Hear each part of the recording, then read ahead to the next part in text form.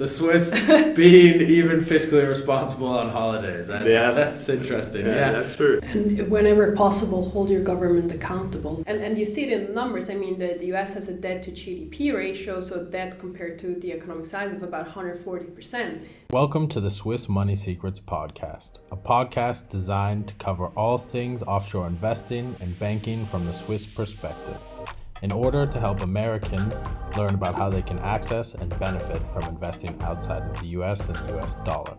So hi and welcome back to the Swiss Money Secrets podcast. We're really excited to be sitting down again as a team to be discussing something that we think is quite relevant, which is the debt break of Switzerland. Recently it had its anniversary, which is a fun thing that the Swiss people celebrate a debt break and what it's done for the country. So we'll be getting into that and trying to understand the differences between what a debt ceiling is in the US and how countries kind of manage their fiscal policies and responsibilities, and how that process has led us through to where we are today in the situation in the United States and what it is in Switzerland. Before we get into that, there's more celebratory news for Switzerland, kind of a local news thing, but Switzerland actually celebrated its 175th anniversary of the signing and adoption of its constitution. So maybe you guys could share with the listeners, as Swiss citizens, kind of what your thoughts have been as we went through that little celebratory period of the constitution. I think it's nice to take a step back and just look at the big picture, because when it comes to politics, I'm sure it's the same in the US or maybe even worse. You get lost in the day-to-day discussions and disagreements, but just taking a step back and looking at the success story of Switzerland, how we have made a very successful country out of our nation. I mean, we have not always been rich, and we have not always been in the service industry sector. So I think it's really something that we can look back on and also be grateful for our ancestors who worked very hard to build the foundation for the economic success and the high quality of life that we enjoy today in Switzerland. So I think it's something that we should be proud of. We should look back onto the foundation, and then also maybe look into the future and see how we can continue to keep Switzerland a success story. Yeah, and on top of that, I have to add, I mean, it's a lot about democracy. And that is something which is, especially in the current time where we live in, it is very important to be aware what does democracy mean. How do you identify yourself as a country? How do you see yourself in this global environment? And so I think it's a really interesting time right now where we see a lot of countries also kind of moving away from democracy as we know it and as we celebrate it, and then looking back this 175 years ago to like where it actually started to become a system as we have it today. And Jamie said, like our ancestors, they put a lot of work and effort into it. There were a lot of discussions to reach the status quo which we have, and you can pretty easily lose it again. And so, yeah, I think it's great that it is celebrated. There was even a discussion whether there should be a second national holiday on September 12th in the future, but the parliament voted against it so far because it's too expensive. Wow. The Swiss being even fiscally responsible on holidays. That's interesting. Yeah, that's true. I think for me, being in a country that celebrates the Constitution, in the States we have the 4th of July, similar to the national day in Switzerland, celebrating our independence and our establishment as a country. But I think it's interesting to think about the Constitution, again, from an American perspective, looking at Switzerland being the sister republic of the US. I mean, even some of our founding fathers in the US, many people might not know this, but actually came from Switzerland and were Swiss people. And so it's... You're welcome. Yeah, but really it's interesting to see how the two countries kind of started together and have grown in very different directions, although still being democracies. The culture and how they've developed economically, both in positive directions for the long run, but very different. I think we're going to get into that just a little bit later, and even starting now. I guess we could jump into our topic of talking about the debt brake. So a debt brake is something that Americans may be unfamiliar about. It's something that's placed into the fiscal or to the regulation that the governments can't spend more than a certain percentage of their GDP. So maybe, Urs, you could explain a little bit more about how the debt brake actually works in Switzerland, and then we can kind of discuss as a team how it differentiates versus a debt ceiling like what we have in the States. Yeah, and I guess we haven't released what anniversary it is of the debt brake.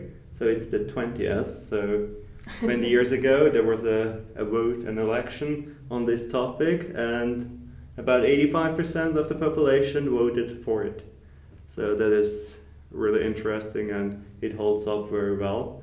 So how it actually works is, as you said, it's the debt, the spending in relation to the GDP, which gives enough flexibility that you can increase your spending if the economy does well, but also holds on or holds you responsible to not overspend just because you're in a good environment.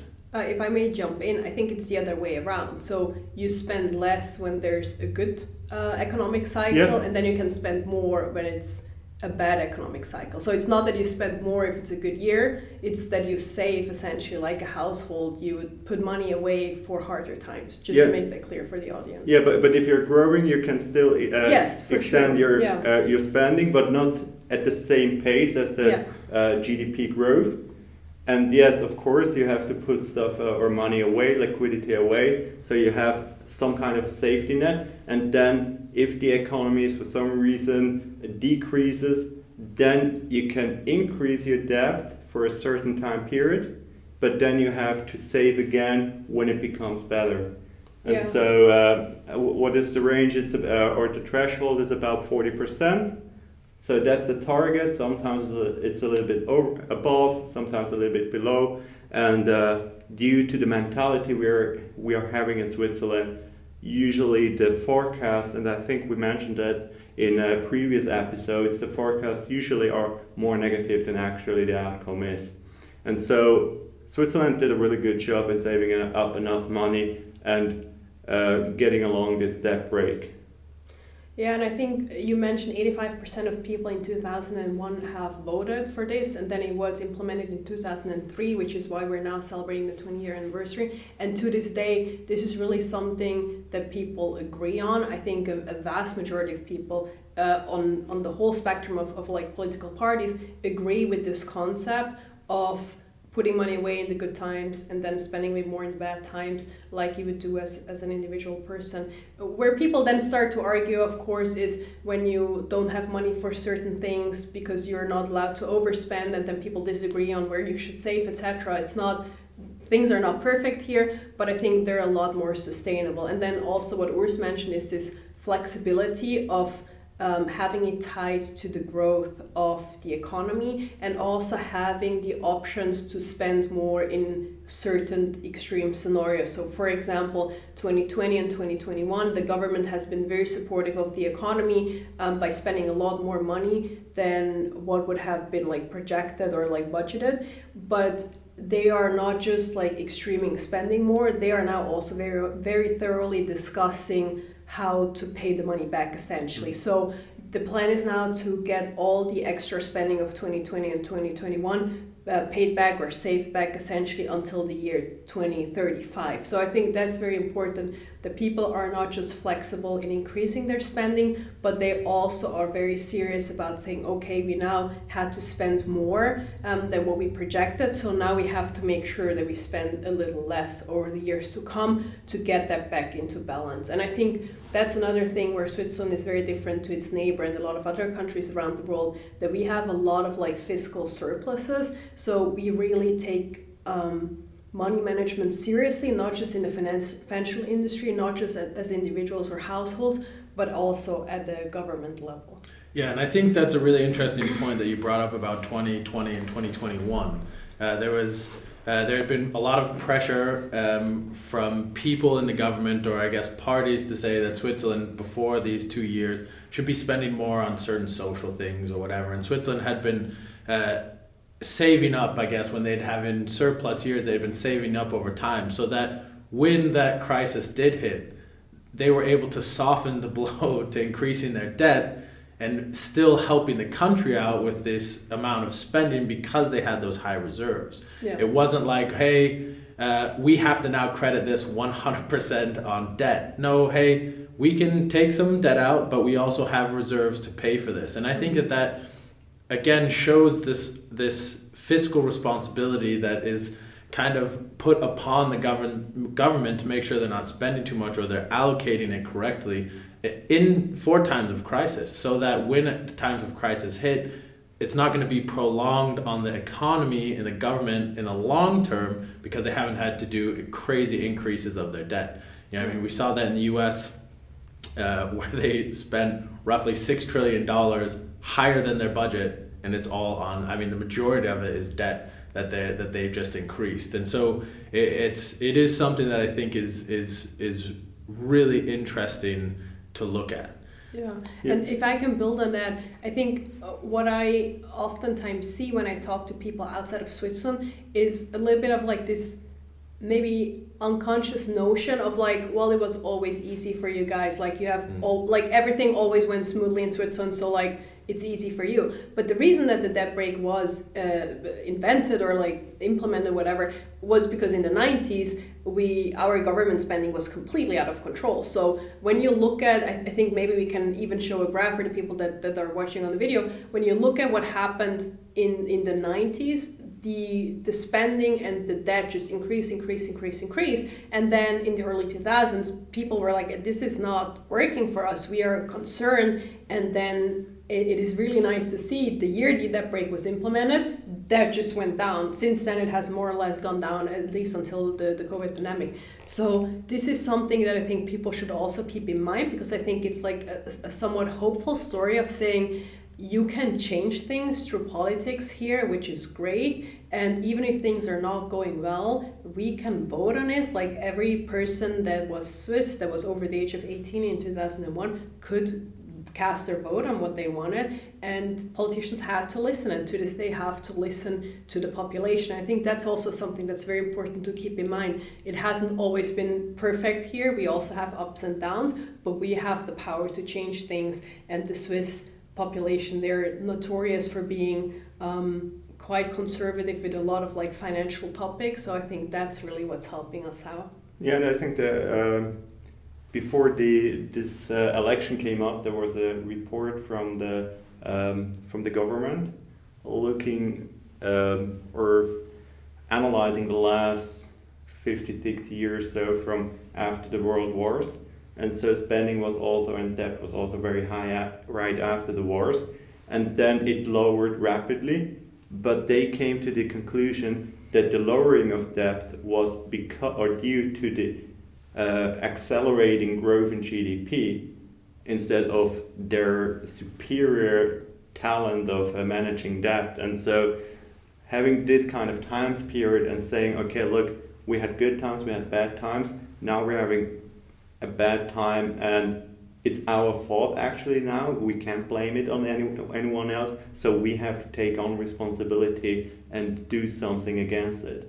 And I think that's what I really like about this in general is it's not a political bargaining chip. Yes. In Switzerland, it's very much so the people, hey, we don't like this level of debt. You know, you look at the 90s, for like 10 years, Switzerland was, increasing their debt, and the people were fed up with it. And they said, hey, we know we have action that we are going to put our government responsible for the spending so that it doesn't get kicked down the generation. Yeah. It doesn't start weighing on our economy. We want something different as a people. And I think that's a massive difference than what we see in the States with the debt ceiling. Absolutely. Jamie, do you have something to say? Yeah, and I think that's also one of the reasons why the trust in government in Switzerland is so high. So you see all over the world, trust in governments is decreasing. I think the US also has a problem with that. But in Switzerland, I think still 87% of people trust the government. And I think that's also something that we can be proud of, that so many people agree that while things might not always be perfect,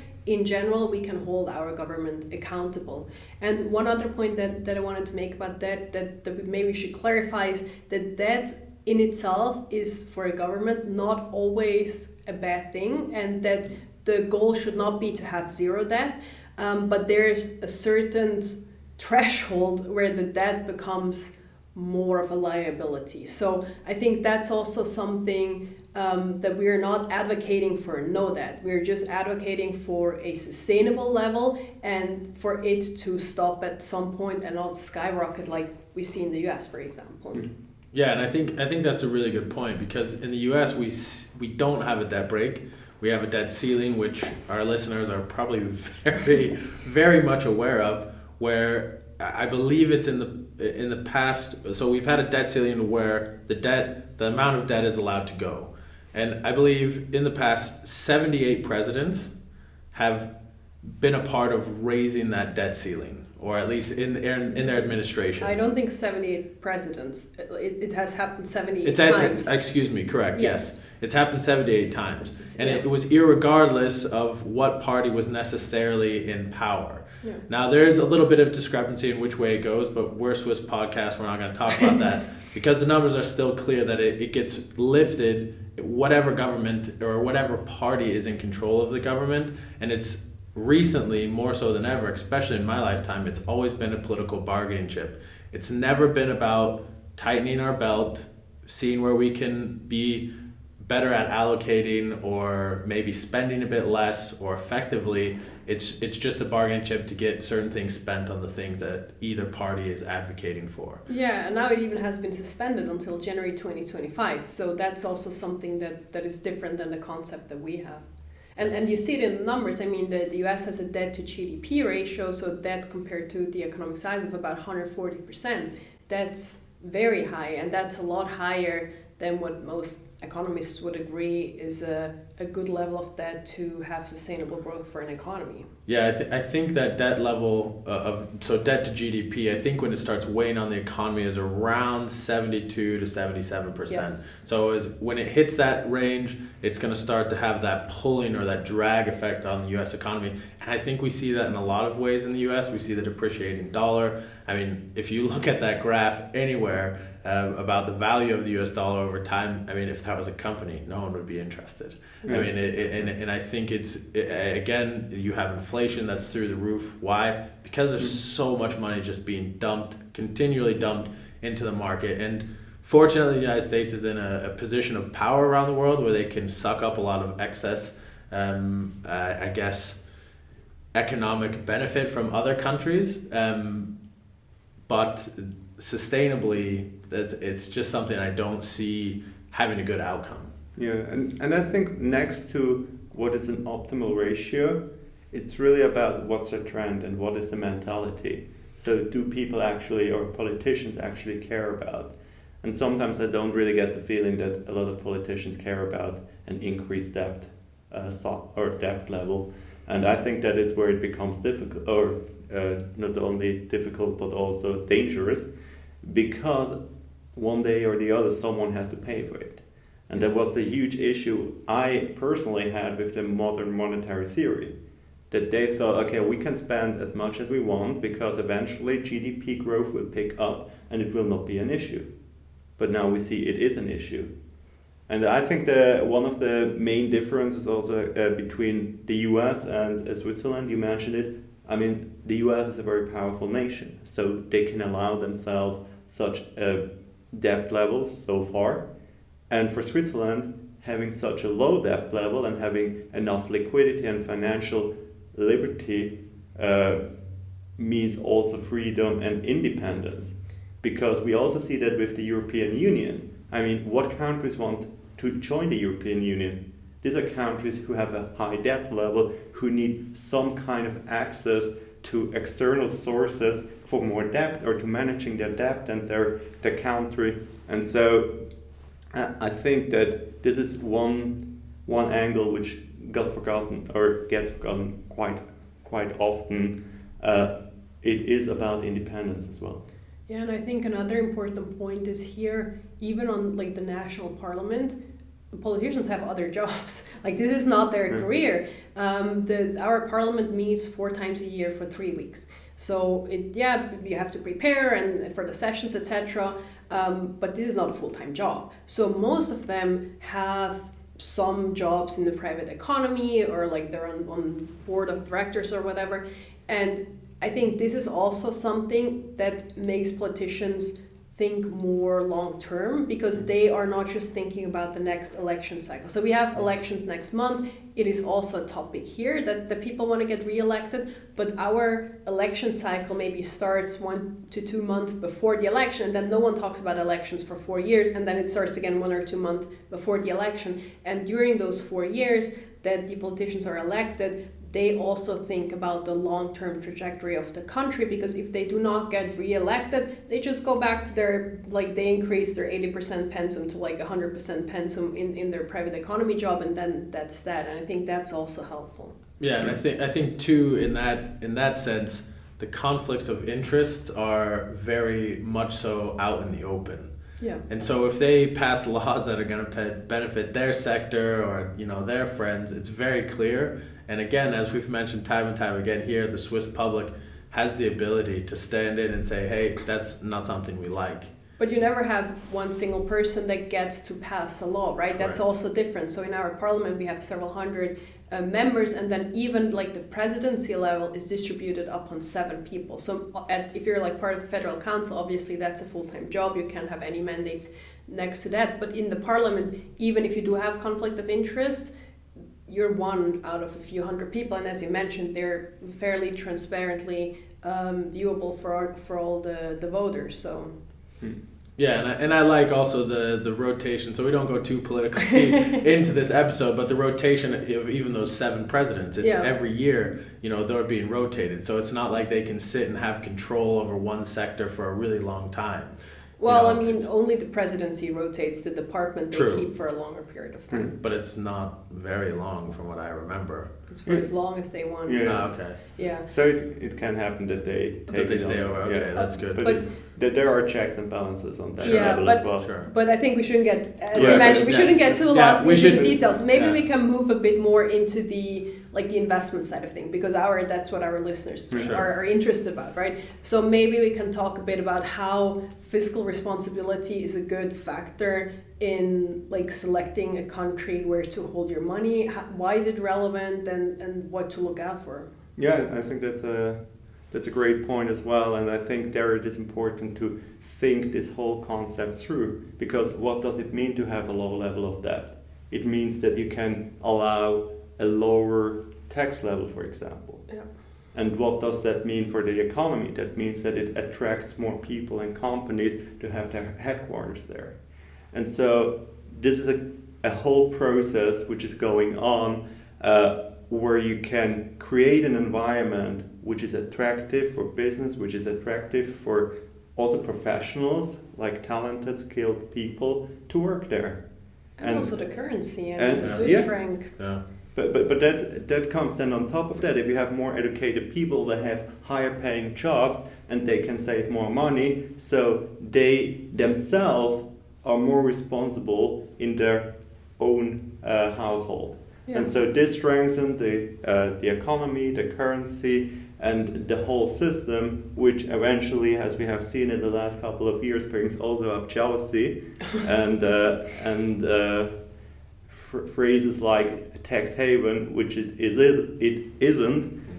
But I think instead of complaining about such an environment, it should be more about understanding, okay, what are the differences and what can a country or a government do to become more efficient. And as Jamie said, we are not perfect by no means, but we are working on it, and we are discussing the different aspects that play into our economy, because we know we have to work on our structure, on our culture to stay competitive. Yeah, for sure. And I mean, we see everything you mentioned, and we see in the numbers. I mean, the Swiss franc is incredibly strong as a currency. We have very low inflation rate, certainly a lot lower than the European Union, a lot lower than the US. We have almost no unemployment. We have a very low unemployment rate. And I think those are all reasons that, as you mentioned, are based in like fiscal responsibility. And those are also then all things that attract wealth management clients. I mean, we say it all the time, but a quarter, I believe, of international wealth is being managed in Switzerland. We're a tiny country, we have 8 million people. You can drive through our country in 4 hours, but we manage so much wealth. And the reason we manage so much wealth is because we're fiscally responsible. We have a very stable economy, we have a very stable government, and I think that's what makes us attractive for wealthy people who want to have a certain level of their wealth managed in a safe country. Yeah, and I think it is the comparison which you made previously is very interesting to see, okay, if the US would be a company you would not be interested to invest in. And it's the same with Switzerland. I mean, if on the top they act responsible, I mean, it is much more attractive and people are much more motivated to act responsibly as well. Because you know that it will be rewarded. So if you're in a country where the debt level is very high in relation to GDP, what are your expectations again? Your expectations are that next year the taxes will be higher than this year because someone has to pay for the debt and for the interest on the debt. And if you're in a country and an environment where there is low debt or little debt or like as a healthy amount of debt, then you don't have this fear, and so you can plan for a longer time than you could in other countries. Yeah, I mean, it's certainly more sustainable. I mean, when you go in to do investment research in a company, you usually look at, okay, what is their gross revenue, what's their net revenue, and then the next thing you look at is, what are their debt levels? Yeah. How have they managed themselves financially? I mean, there's a bunch of other things that we go into when we make those investments or research those investments, but those are the two big things that matter. And the US has a greater debt than its GDP per year, and it's had so for quite some time now.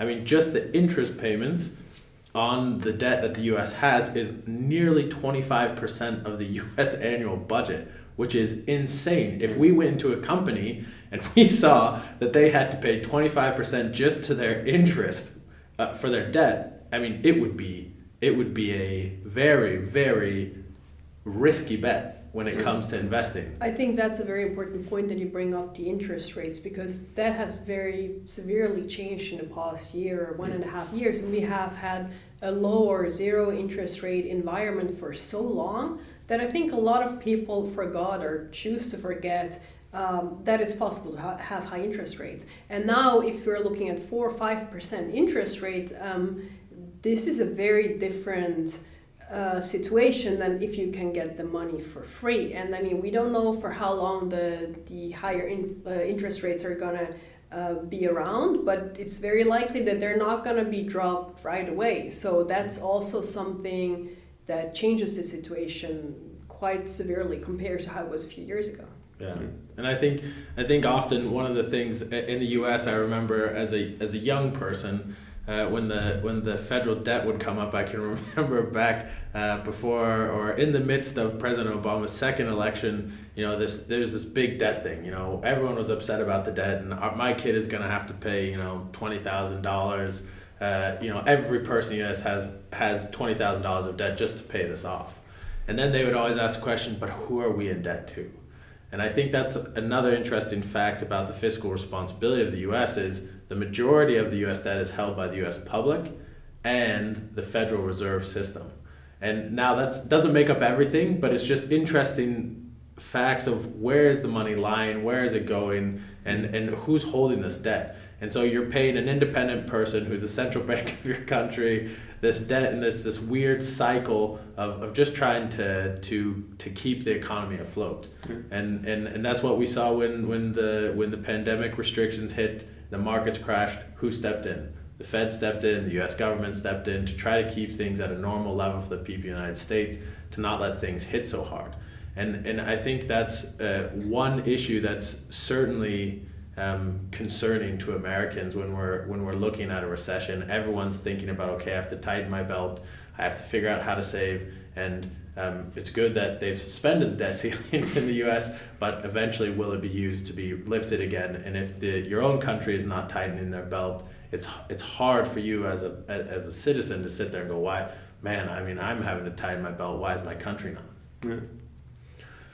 Yeah, so do we have any final thoughts on the topic, or have we come to the conclusion of our episode today?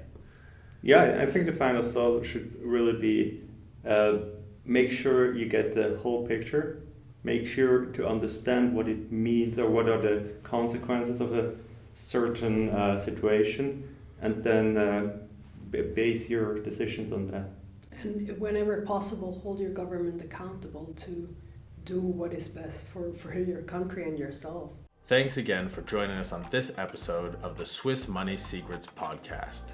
If you would like to learn more about WHVP and what we do, check us out on our website at whvp.ch. Or you can check us out on any of our social media handles on LinkedIn, Facebook, YouTube, or Instagram by simply searching WHVP. Have a great rest of your day.